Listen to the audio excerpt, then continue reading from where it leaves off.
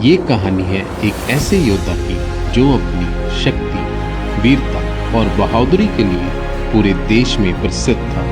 उसका नाम था नामान, अराम देश का सेनापति। लाखों लोगों की नजर में वह विजेता था। उसके अधीन सेना चलती थी, राजा उस पर भरोसा करता था। पर उसके जीवन में एक ऐसा घाव था, एक ऐसा अभिशाप जो उसके पूरे अस्तित्व को खा रहा था। हर रोज उसकी आंखों में यह पीड़ा झलकती थी कि सारी दुनिया उसकी वीरता को सलाम करती है, पर भीतर से वह धीरे धीरे टूट रहा था। ऐसे ही समय में उसके घर में एक छोटी सी दासी जो इजराइल से बंदी बनाकर लाई गई थी, उसने साहस करके अपने स्वामी से कहा, काश मेरा स्वामी सामरिया में रहते जहां परमेश्वर का भविष्यद्वक्ता है, वह अवश्य ही इन्हें इस रोग से मुक्त कर देता। यही शब्द, यही छोटी सी गवाही नामान को उस परमेश्वर के दूत भविष्यद्वक्ता एलीशा के पास ले जाने का कारण बनी। और यहीं से शुरू होती है एक ऐसी यात्रा जिसमें अभिमान और आज्ञाकारिता टकराते हैं और अंत में परमेश्वर की शक्ति विजयी होती है।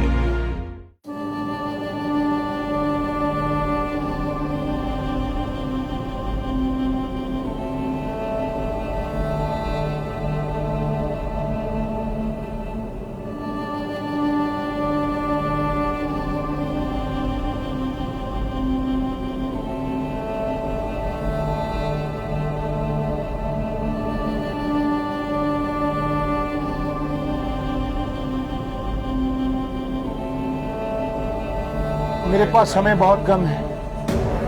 मुझे लगता है कि मैं इस बीमारी के कारण मर जाऊंगा। नहीं नामान, ऐसा मत बोलो। मैं सच कह रहा हूं। मुझे लगता है कि मैं इस बीमारी के कारण मर जाऊंगा। मैंने हजारों लोगों की अगुवाई अराम की जीत के लिए कई बार की है,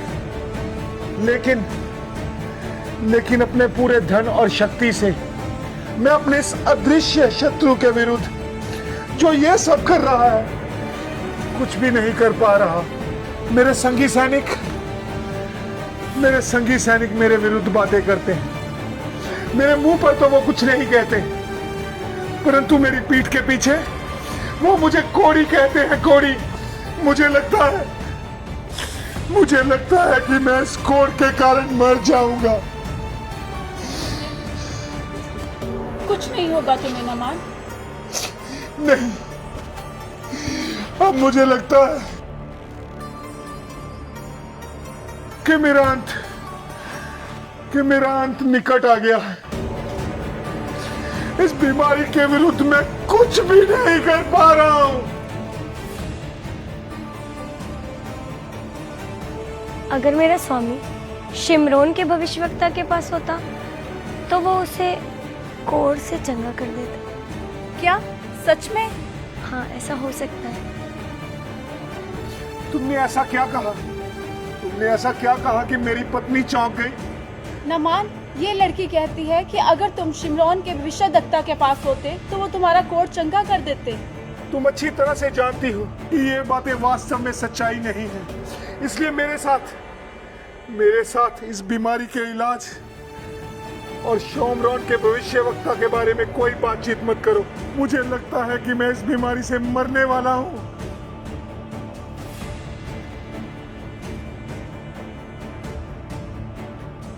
मेरा परमेश्वर प्रार्थनाओं को सुनने वाला और चंगा करने वाला परमेश्वर है। क्या ये मेरा रोग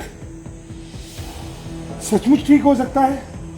हाँ, मुझे विश्वास है कि वो तुम्हें चंगा कर सकता है, क्योंकि वो अपने दासों की प्रार्थनाओं को सुनकर चंगा करने वाला एकमात्र परमेश्वर। क्या सचमुच में ये मेरा रोग ठीक हो सकता है? हाँ, वो अपने दासों की प्रार्थनाओं को सुनने वाला परमेश्वर, और उसके दास के द्वारा तुम चंगे हो सकते हो।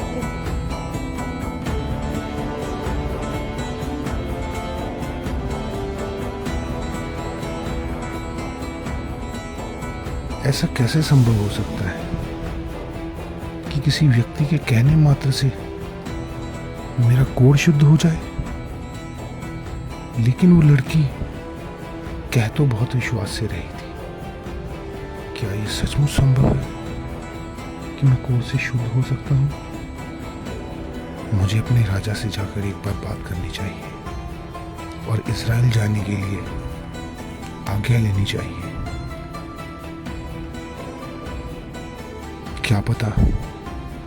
क्या पता वो लड़की सच बोल रही हो और मैं सच में इस कोढ़ से शुद्ध हो जाऊं।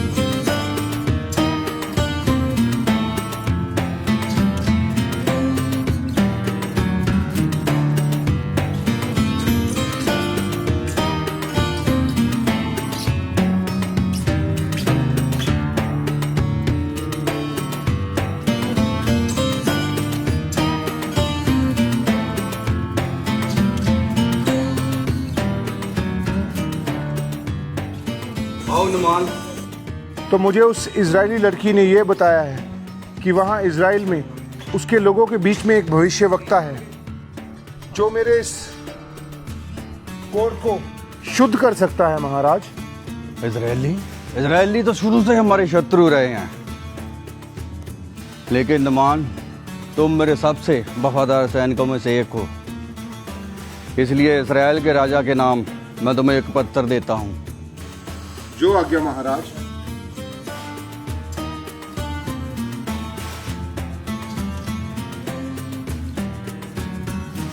हमने कल दिन निकलने से पहले निकलना है। तुम 10 की कार चांदी, तुम 6000 टुकड़े सोने के और तुम 10 जोड़े कपड़े के। जल्दी बांधो, हमने सुबह जल्दी निकलना है।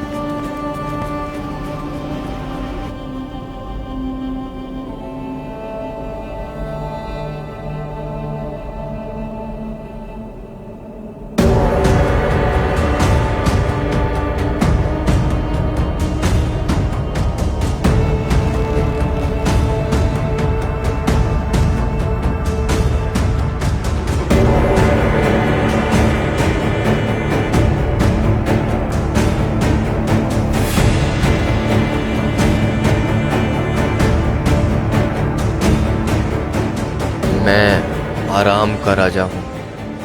कृपया मेरे सेनापति नामान को चंगा किया जाए। आराम का राजा मेरे पास एक घोड़ी को चंगा करने के लिए भेज रहा है। क्या मैं खुदा हूँ? क्या वो मुझे खुदा समझता है? मुझे तो यही लगता है कि उसकी ये कोई चाल है।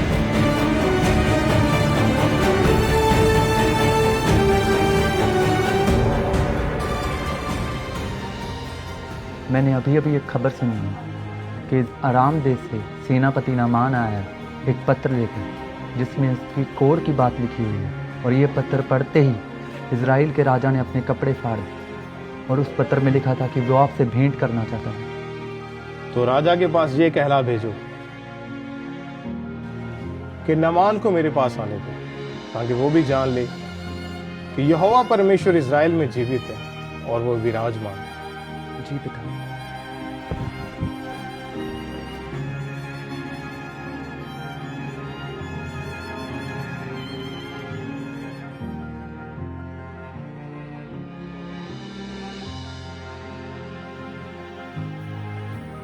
हे मेरे पिता, आराम देश से नामान आया है। वो कोढ़ के रोग से पीड़ित है।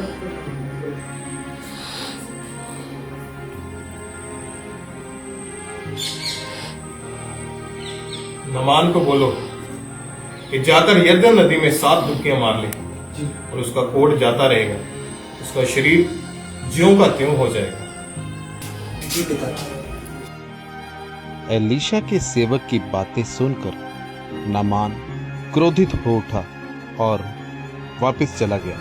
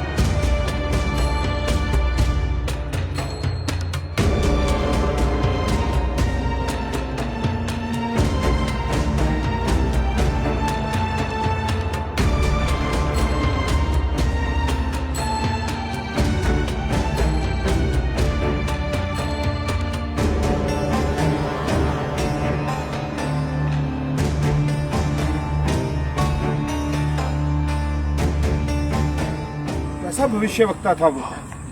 उसने तो उठकर बाहर आना भी उचित ना समझा। मैंने तो सोचा था कि वो अवश्य उठकर बाहर आएगा और मेरे पास खड़ा होकर अपने परमेश्वर यहोवा से मेरे लिए प्रार्थना करेगा और मेरे कोढ़ वाले स्थान पर हाथ रखकर मुझे शुद्ध करेगा। परंतु उसने तो बाहर आना भी उचित ना समझा। ये कैसा भविष्यद्वक्ता जो राम देश के इतने बड़े सेनापति को बाहर भेंट करने को भी नहीं आया। मुझे तो लगता है मैंने यहाँ आकर अपना समय ही बर्बाद किया। क्या हमारे दमिश्क की अबाना और परपर नदियां इज़राइल के सब जलाशयों से उत्तम नहीं? हाँ स्वामी, ये तो सही बात है। आपने भी तो उस नादान बच्ची की बात मानकर अपना और हमारा समय खराब किया है। वह कितना बड़ा भविष्यद्वक्ता था कि जो बाहर आकर राम देश के सेनापति को आकर भेंट भी नहीं कर सका। ये बात तो तुम्हारी ठीक है। इसमें कौन सी बड़ी बात है स्वामी? 7 डुबकियां ही तो लगानी है। अगर वो भविष्यवक्ता आपको इससे भी कठिन कोई काम देता तो क्या आप ना करते? बात तो तुम भी उचित कर रहे हो। मेरे ख्याल से आपको 7 डुबकियां लगा लेनी चाहिए। देखते हैं कि क्या होता है।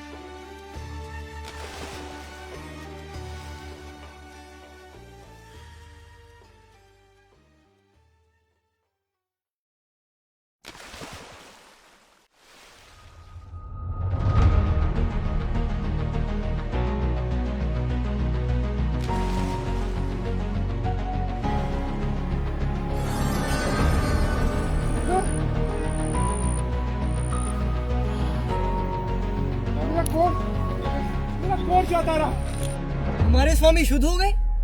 ये कैसे हो सकता है? यरदन नदी में 7 डुबकी लगाकर सेनापति का कोढ़ जाता रहा। ये कैसे हो सकता है? उस नबी की बात सच हो गई। सचमुच देखो, हमारे स्वामी का सारा कोढ़ जाता रहा और वे बच्चे के समान निर्मल हो गए। मैं शुद्ध हो गया, मैं शुद्ध हो गया, मैं शुद्ध हो गया, मैं शुद्ध हो गया, मैं शुद्ध हो गया। हाँ सचमुच अब आप कोड़ी से शुद्ध हो गए। उस नबी की बात सच हुई। आपका सारा कोट जाता रहा। चलो अब हम आराम देश में चलते हैं और उसके राजा को दिखाते हैं कि आपका कोट एकदम से जाता रहा। हाँ स्वामी। नहीं, मैं सबसे पहले उस परमेश्वर के दास अलीशा के पास जाऊंगा, क्योंकि मैं उसका आभारी हूँ और मैं उसका धन्यवाद करना चाहता हूँ। चलो पहले अलीशा नबी के पास चलते हैं। यहोवा का धन्यवाद हो, यहोवा धन्यवाद हो, यहोवा का धन्यवाद हो, यहोवा का धन्यवाद हो।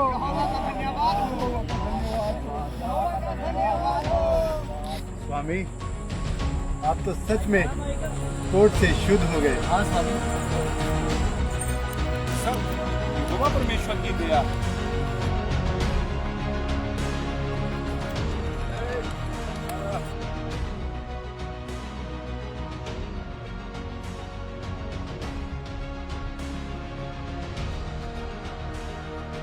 हे परमेश्वर के दास, आपका धन्यवाद हो। आप ही के कारण मैं कोट से शुद्ध हो सका और मैं आपके लिए उपहार स्वरूप कुछ भेंट लाया हूं। कृपया इसे स्वीकार करें। मैं यहोवा परमेश्वर को मानता हूं और निश्चय ये भेंट मैं ग्रहण नहीं कर सकता। तुम सब कुशल से घर लौट जाओ। परमेश्वर तुम्हारे साथ है। जो आज्ञा परमेश्वर के दास, परंतु आप मुझे ये आज्ञा दें कि मैं यहाँ से 2 खच्चर मिट्टी के ले जा सकूं, जिससे मैं यहोवा परमेश्वर के लिए एक वेदी बनाऊंगा और आज से मैं और मेरा घराना केवल यहोवा परमेश्वर की ही सेवा करेंगे। ठीक है, कुशल से विदा हो। परमेश्वर तुम्हारे संग है। आपका धन्यवाद हो, यहोवा का धन्यवाद हो।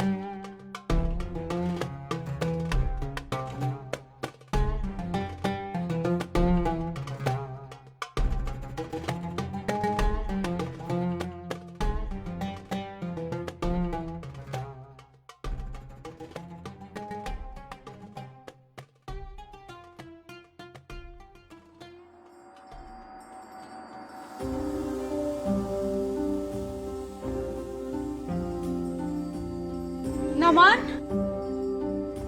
तुम ठीक हो गए? ये कैसे हुआ? तुम शुद्ध हो गए, तुम्हारा कोट जाता रहा? कैसे हुआ?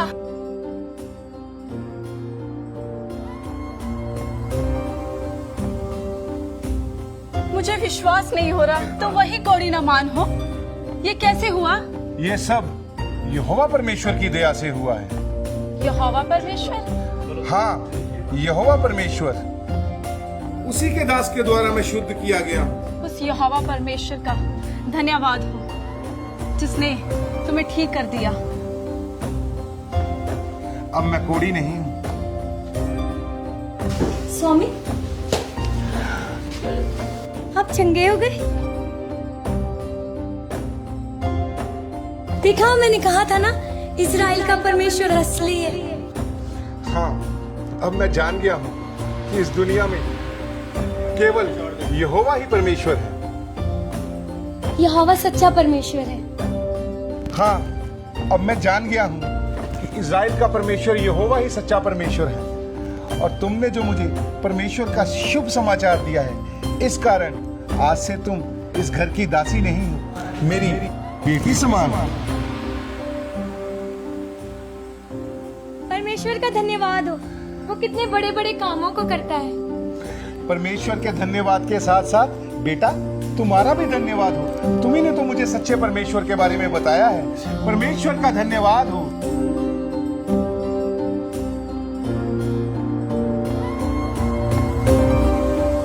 जैसा कि आपने देखा कि परमेश्वर के दास भविष्यद्वक्ता एलीशा के मुख से निकले हुए वचनों को जब नामान ने माना तो उसकी जिंदगी में एक बड़ा चमत्कार हुआ।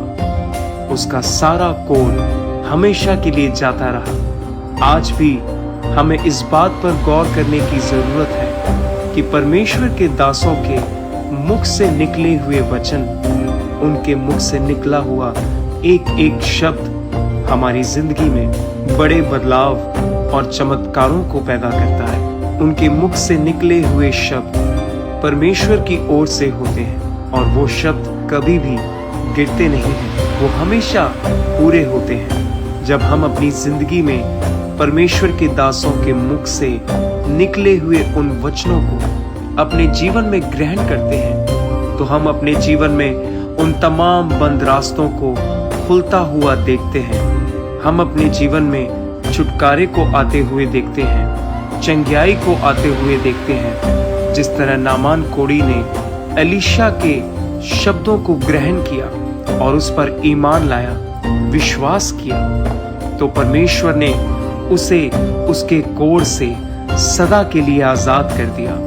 तो आज आप भी परमेश्वर के दासों के मुख से निकले हुए एक एक वचन पर विश्वास करें, उन पर ईमान लाएं और उन्हें अपने जीवन में ग्रहण करें, ताकि आप भी नामान कोढ़ी की तरह अपनी चंगियाई, अपने छुटकारे को और अपनी आज़ादी को ले सकें। सबको जय मसीह की।